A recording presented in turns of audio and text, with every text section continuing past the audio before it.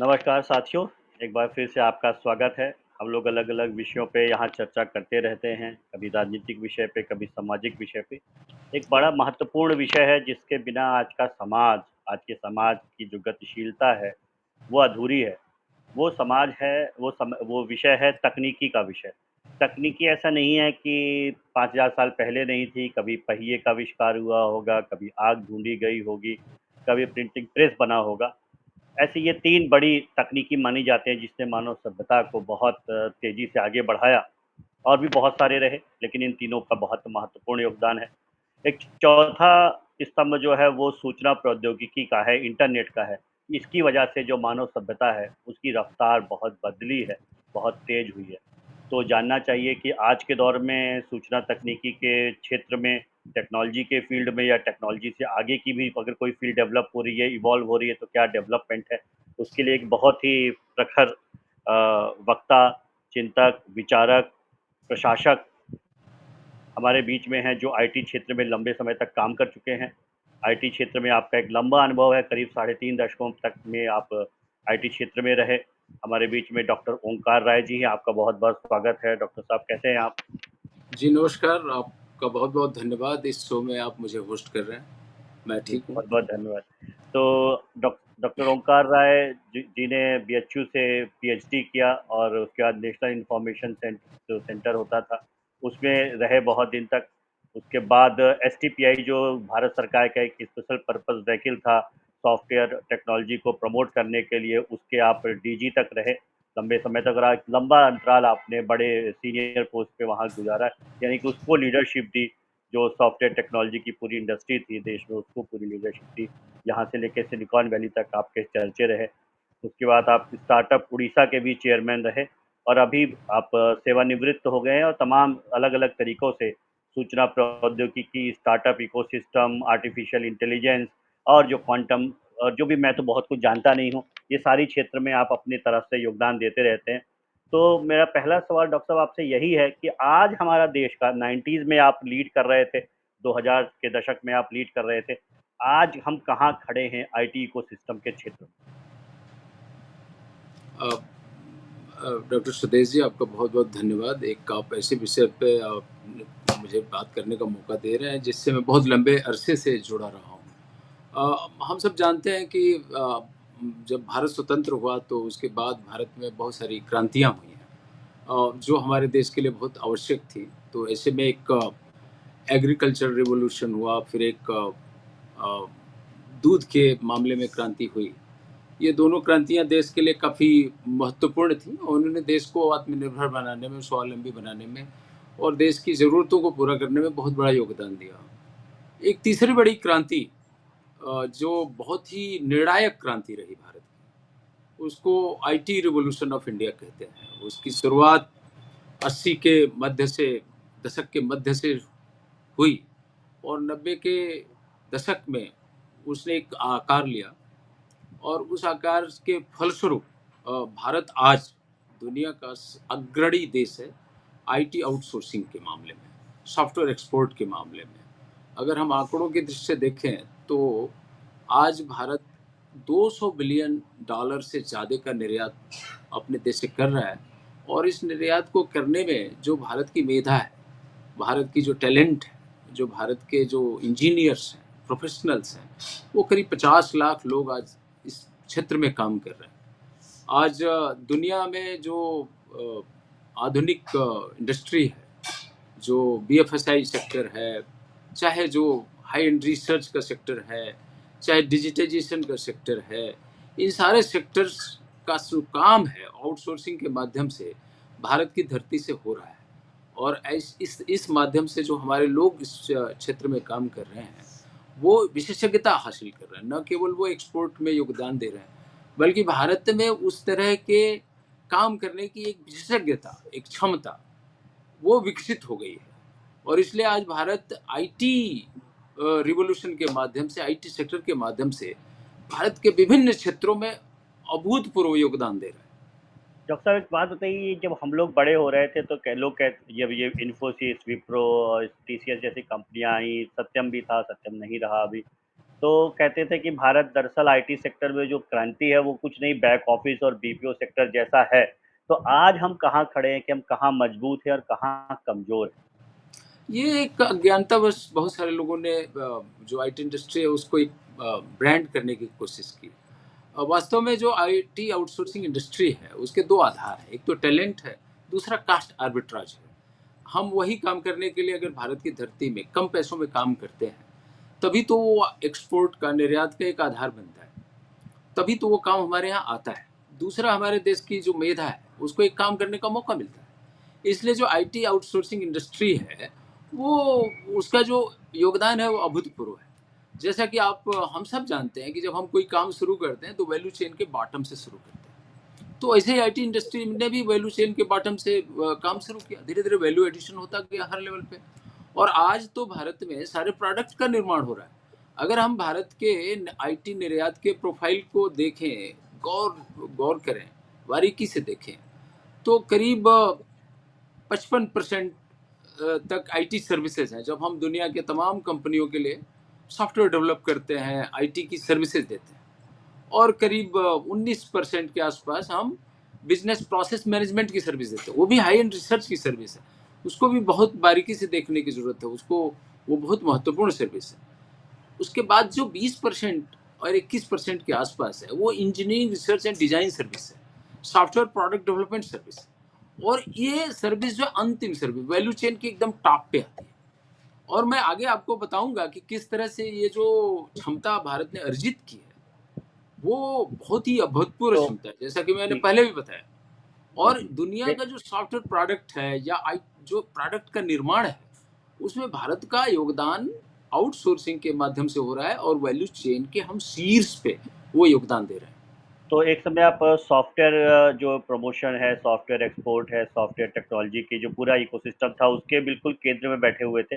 90 का दशक था, 2000 का दशक था। तो हम ऐसा कह सकते हैं क्या कि जो सॉफ्टवेयर इंडस्ट्री का जो एक था, उसी प्रकार से आजकल एक स्टार्टअप का पूरा एक कल्चर भारत में आ गया है। और हम अब हमारे देश में स्टार्टअप बूम कर रहा है, थर्ड स्टार्टअप नेशन है हमें पूरी दुनिया में, तीसरे नंबर पर ज़्यादा स्टार्टअप है। आप भी स्टार्टअप उड़ीसा के हेड रहे हैं। तो स्टार्टअप इकोसिस्टम हमारा कैसा है और उसकी आगे क्या संभावनाएं हैं, इसके बारे में कुछ बताइए। वास्तव में आपके प्रश्न, जो पिछला प्रश्न था उससे ये प्रश्न जुड़ा हुआ है, उसका उत्तर दोनों का जुड़ा हुआ है। आप ये देखें कि जो आईटी सर्विसेज की हमने बात की, वो मूलतः है क्या? वो प्रोडक्ट डेवलपमेंट है। वो सॉफ्टवेयर प्रोडक्ट बनाते हैं, engineering research and design services देते हैं। और जो भारत में जो स्टार्टअप इकोसिस्टम प्रोफाइल है, करीब 1.5 लाख स्टार्टअप हैं आज भारत में, और 100 से ज़्यादा यूनिकॉर्न्स हैं। करीब 35,000 के आसपास टेक्नोलॉजी बेस्ड स्टार्टअप्स। लेकिन अगर मैं फिर से एक बार आपका ध्यान आकर्षण करना चाहूँगा कि जो ये टेक्नोलॉजी स्टार्टअप इकोसिस्टम भारत का आज दुनिया में नंबर 3 पे पहुँच चुका है। 100 यूनिकॉर्न जैसे बताया, $350 बिलियन के आसपास के वैल्यूएशन है। ये अगर इसके मूल में जाते हैं और गौर करते हैं तो आप पाते हैं कि आईटी जो इंडस्ट्री भारत की है उसका बहुत महत्वपूर्ण योगदान है। बिना उस इंडस्ट्री के हमारा स्टार्टअप इकोसिस्टम इस स्तर पे नहीं आ सकता था। आज आप देखें कि जो आईटी इंडस्ट्री है उसमें वही चीज़ दुनिया के लिए हम काम करते हैं। तो अब टेक्नोलॉजी स्टार्टअप जो प्रोडक्ट बनते हैं या जो सर्विसेज बनती हैं, उसकी क्वालिटी बहुत अच्छी होती है, क्योंकि हमारे आईटी सर्विस के पास, इंडस्ट्री के पास वो कार्य दक्षता है, वो क्षमता है करने की। दूसरा, कि हम दुनिया के अपने क्लाइंट्स के लिए, दुनिया के तमाम कंपनियों के लिए हम सॉफ्टवेयर प्रोडक्ट तो बना रहे थे। जब हमारे देश में स्टार्टअप की शुरुआत होने लगी, तो हमारे देश में वो विशेषज्ञता यहीं हासिल हो गई और कम मूल्य पे हासिल हो गई।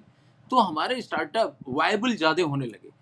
Cast to to start the startup वो कम हो गया। तो कास्ट आर्बिट्राज भारत में दुनिया के मुकाबले केवल सर्विसेज में नहीं, प्रोडक्ट डेवलपमेंट भी मिलने लगा। आप ये बहुत बड़ा अप्रतिम योगदान है आईटी सर्विस इंडस्ट्री का, कि जो सॉफ्टवेयर स्टार्टअप इकोसिस्टम है, टेक्नोलॉजी स्टार्टअप इकोसिस्टम है, उसको बहुत तेजी से पावर किया, और तभी तो हम दुनिया में नंबर 3 बन गए अचानक। नहीं नहीं, हमने देखा पिछले 10-11 साल में प्रधानमंत्री नरेंद्र मोदी जी ने भी स्टार्टअप को लेके बहुत, startup India, stand up India जैसी स्कीम चालू की भारत सरकार ने। और एक इकोसिस्टम बनाने की तरफ से सरकार को जो एनवायरनमेंट, जो इकोसिस्टम प्रोवाइड करना था, उससे बहुत काम वो सरकार की तरफ से जो सहयोग देना है, क्योंकि ये तो अपने आप ऑर्गेनिक डेवलपमेंट होना ही ज़्यादा अच्छा होता है। जितनी मेरी समझ है आपको इस चीज़ के, लेकिन सरकार जो मोदी सरकार को भी थोड़ा से आप देना चाहेंगे मुझे लगता है। बिल्कुल इस सरकार ने जो वर्तमान सरकार है 2014 में आने के बाद से ही बहुत ही नियोजित ढंग से, बहुत ही योजनाबद्ध ढंग से उन्होंने एक ऐसा इकोसिस्टम बनाने का प्रयास किया ताकि इस स्टार्टअप इकोसिस्टम का या और भी विभिन्न क्षेत्रों में इस तरह के नियोजित प्रयास हुए हैं। स्टार्टअप इंडिया की शुरुआत भी इसी एक नियोजित प्रयास का हिस्सा है। उन्होंने इसको एक मिशन बनाया, मिशन को एक डिपार्टमेंट को उसकी जिम्मेदारी दी, फिर उसके साथ साथ एक पूरा जो नियमन किया, फिर उनके लिए ईज ऑफ डूइंग बिजनेस किया, फिर एक पूरा जो पारिस्थितिक तंत्र है, इकोसिस्टम है, उसका विकास हो सके, उसके लिए फंड ऑफ फंड की स्थापना की, एक सेंसिटाइजेशन, एक जागरूकता का पूरे देश में एक निर्माण हुआ। और ऐसे में जो प्रोत्साहन मिला, जो प्रेरणा मिली, वो छात्रों को, नौजवानों को या आईटी इंडस्ट्री या विभिन्न इंडस्ट्रीज में जो काम करने वाले लोग थे, उनको एक प्रेरणा मिली कि वो स्टार्टअप का निर्माण करें। जब पारिस्थितिक तंत्र का निर्माण होता है तो लोगों में जागरूकता बढ़ती है, उत्सुकता भी बढ़ती है और वो फिर कदम उठा के उस दिशा में आगे बढ़ते हैं। तो इसलिए वर्तमान सरकार जो भारत के यशस्वी प्रधानमंत्री हैं माननीय नरेंद्र मोदी जी, जिनके नेतृत्व में देश बहुत तेजी से विकास कर रहा है, उसमें स्टार्टअप इंडिया का जो उन्होंने एक मिशन बनाया वो बहुत ही सराहनीय है और उसने भारत की जी, जो वो स्टार्टअप की शुरुआती प्रगति है योजनाएँ उसमें थी। बहुत बड़ी एक शुरुआत की है। शुरुआती योजनाओं में था स्टार्टअप इंडिया, और धीरे-धीरे उसने अगले 5-7 सालों में आकार ले लिया। प्रधानमंत्री जी खुद भी टेक्नोलॉजी को लेके बहुत इंटरेस्ट रखते हैं। आप देख रहे हैं आज ड्रोन की बात हो रही है, और एक और चीज़ की बात बहुत हो रही है जिसमें शायद भारत ने एक लॉन्ग स्ट्राइड ली है। आप विस्तार से हमें बताइए, वो क्षेत्र है आर्टिफिशियल इंटेलिजेंस का। आज फोर्थ इंडस्ट्रियल रेवोल्यूशन में आर्टिफिशियल इंटेलिजेंस का बहुत बड़ा योगदान होता है। तो भारत आज आर्टिफिशियल इंटेलिजेंस के फील्ड में कहाँ खड़ा है? मैं शुरुआती जो मेरा एक उत्तर था कि कैसे आईटी इंडस्ट्री जो भारत की है वो दुनिया के इंडस्ट्रीज को पावर दे रही है। वो बेसिकली टेक्नोलॉजी का निर्माण, उसका उसका इम्प्लीमेंटेशन इस वो भारत से ही हो रहा है। वो एज ए आउटसोर्सिंग इंडस्ट्री के रूप में हो रहा है। आर्टिफिशियल इंटेलिजेंस के मामले में भी यही सच है। बहुत सारी जो आर्टिफिशियल इंटेलिजेंस की जो टेक्नोलॉजीज हैं, उनका निर्माण भारत से ही हो रहा है। भले उनके क्लाइंट्स हमारे विदेशी हैं। तो मैंने जैसा कि बताया कि हमारे देश में प्रतिभा बहुत हो गई है आर्टिफिशियल इंटेलिजेंस के लिए। क्या है आर्टिफिशियल इंटेलिजेंस? उसका कैसे डेवलपमेंट होता है? उसकी सारी विशेषज्ञता हमारी आईटी इंडस्ट्री के भीतर मौजूद है। दूसरी बात है कि टेक्नोलॉजी के साथ-साथ आर्टिफिशियल इंटेलिजेंस का जो मूल है वो डेटा है। जितना ही डेटा होता है, उसकी जो ट्रेनिंग होती है उसी से वो इंटेलिजेंस इवॉल्व करती है। भारत एक बड़ी जनसंख्या वाला देश है। हम दुनिया के 1.4 बिलियन लोग हैं जो मिडिल क्लास है, जो कंज्यूमर है, वो है। हमारे देश में ब्रॉडबैंड बढ़ा है, डिजिटल एडॉप्शन बढ़ा है, तो हम बहुत सारा डेटा पैदा कर रहे हैं। और इसलिए जो जो आर्टिफिशियल इंटेलिजेंस का दूसरा आधार है वो ट्रेनिंग है, डेटा की ट्रेनिंग है। तो वो हमारे देश में बहुत तेजी से हो रही है।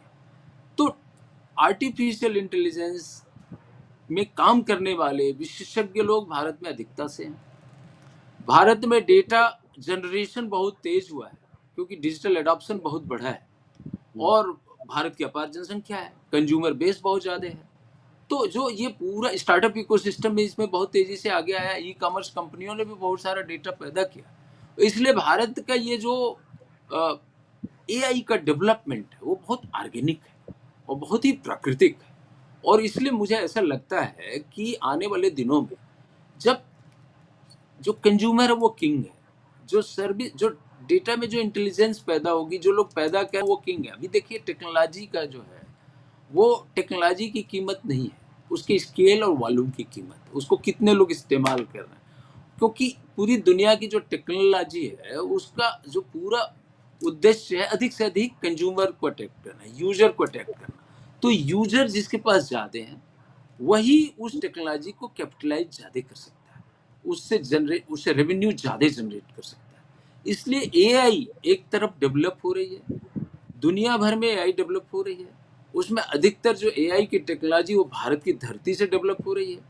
और उस डेवलपमेंट के प्रोसेस में भारत की एक मेधा, एक विशेषज्ञता तैयार हो रही है। फिर टेक्नोलॉजी जो डेवलप हो रही है, वो जब भारत में लागू हो रही है, तो उससे बहुत सारा डेटा जो जनरेट हो रहा है, उसके ऊपर ट्रेनिंग हो रही है। तो जो जी, हमारी जो एआई की जो बेस है, वो अधिक से अधिक ट्रेन होता जाएगा और हम इस रेस में, इस दौड़ में, हम दुनिया में एक जानी-मानी ताकत के रूप में बने रहेंगे। और मैं फिर से याद दिलाना चाहूँगा, उसके पीछे हमारे देश की अपार ताकतवर आईटी सर्विस इंडस्ट्री है, जो हमें हमेशा आगे ले जाती रहेगी। एक लास्ट सवाल ये है, जैसे कि आर्टिफिशियल इंटेलिजेंस इस समय का एक बज़वर्ड है, वैसे ही है सेमीकंडक्टर। एक आम लोगों के समझ के लिए हम लोग को ये समझाइए कि तकनीकी की फील्ड में ये सेमीकंडक्टर क्या चीज़ है और इसका भविष्य की तकनीकी में कैसे इस्तेमाल होने वाला है? अब भारत कहाँ खड़ा है? सेमीकंडक्टर एक ऐसी टेक्नोलॉजी है, जो सारी आधुनिक जो प्रोडक्ट हैं, टेक्नोलॉजी प्रोडक्ट हैं, चाहे वो पावर का सेक्टर हो, कंप्यूटर हो, चाहे वो कोई भी सेक्टर है, उसमें सेमीकंडक्टर की जो चिप्स हैं, उनका बड़ा योगदान है। क्योंकि वो जो चिप्स हैं, उसी के ऊपर आप सारे प्रोग्रामिंग करते हैं, उसी के ऊपर सारे कंप्यूटेशन होते हैं। तो इसलिए चिप जो है, वो हर प्रोडक्ट के आधार में है, चाहे वो कंज्यूमर गुड्स हैं, चाहे वो हेवी इंडस्ट्रीज़ हैं, चाहे वो पावर का सेक्टर है, चाहे वो मोबिलिटी है, हर जगह वो आपका चिप लगता है। तो सेमीकंडक्टर दुनिया की एक आधारभूत इंडस्ट्री के रूप में देखी जानी चाहिए, उसी के आधार पे हम सारे विकास करते हैं। सेमीकंडक्टर में जो डिजाइनिंग है, उसमें भारत नेतृत्व करता रहा है दुनिया के, क्योंकि उसमें सॉफ्टवेयर का एक एस्पेक्ट होता है। लेकिन हम सब जानते हैं कि हम चूंकि मैन्युफैक्चरिंग में कभी पिछड़ गए, इलेक्ट्रॉनिक इंडस्ट्री में पिछड़ गए, तो सेमीकंडक्टर की जो चिप मैन्युफैक्चरिंग है, उसमें हम पिछड़ गए। फिर चिप, जब चिप में पिछड़ गए, तो हम जो प्रिंटेड सर्किट्स होती हैं, जो जिसके ऊपर सारे प्रोडक्ट क्रिएट होते हैं, उनमें भी पिछड़ गए। लेकिन पिछले कुछ सालों से, एक दशक से ज़्यादा से, भारत ने इस बात पे बहुत ध्यान दिया है। और इसलिए चूंकि हम सॉफ्टवेयर चिप डिजाइनिंग में हम अग्रणी थे, तो अब एक जो वेफर जो डिजाइनिंग है, जिसको चिप डिजाइनिंग कहते हैं, उसमें ताइवान, चाइना और इस दुनिया के कुछ और देश हैं, साउथ कोरिया, ये लोग, जापान, ये अग्रणी देश रहे हैं। भारत ने इस पे ध्यान दिया है। अब भारत में टाटा जैसे इंडस्ट्रीज ने, चाहे वो गुजरात में हो, चाहे असम का प्लांट हो, चाहे वो हमारे ग्रेटर नोएडा में हो, दूसरे और, तो हम लोग एक जॉइंट वेंचर करके वो टेक्नोलॉजी भारत में अडॉप्ट करने की कोशिश कर रहे हैं।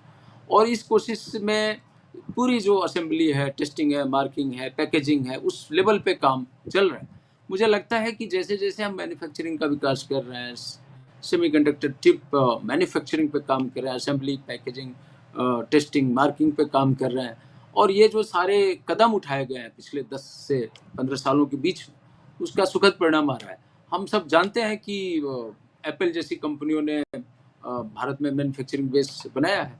अभी जो अमेरिका के राष्ट्रपति ट्रंप हैं, उन्होंने काफ़ी उसके ऊपर ड्यूटी करने की बात कही। ये सब हम सबके ध्यान में, संज्ञान में। तो अब हमारे देश में मैन्युफैक्चरिंग बढ़ रही है, और एक पारिस्थितिक तंत्र, जो ईएसडीएम सेक्टर जिसको कहते हैं, वो विकसित हो रहा है। तो मुझे लगता है कि चूँकि ईएसडीएम सॉफ्टवेयर का में, फुल फॉर्म बता दीजिए, ईएसडीएम का फुल फॉर्म बता इलेक्ट्रॉनिक दीजिए सिस्टम हमें। डिज़ाइन एंड मैन्युफैक्चरिंग सेक्टर कहते हैं वेरी इसको, और जी, सेमीकंडक्टर इसका एक भाग है। जी, सेमीकंडक्टर इसका एक आधारभूत टेक्नोलॉजी है, जो ईएसडीएम सेक्टर के विकास के लिए आवश्यक है। बहुत बढ़िया। तो डॉक्टर साहब, आपकी बातचीत से ऐसा लगता है कि भारत का आईटी इकोसिस्टम धीरे-धीरे तेज़ी से आगे बढ़ा है, चाहे वो सॉफ्टवेयर टेक्नोलॉजी की बात हो, स्टार्टअप इकोसिस्टम की बात हो, आर्टिफिशियल इंटेलिजेंस की बात हो, या फिर अभी जो सेमीकंडक्टर जो देश का वर्तमान भी है और भविष्य में जो सेमीकंडक्टर की फील्ड में बड़ी लड़ाई होनी है, उसमें भारत धीरे-धीरे एक प्लेयर बन रहा है और धीरे-धीरे लीड भी लेगा, ऐसा आपकी बातचीत से लगता है।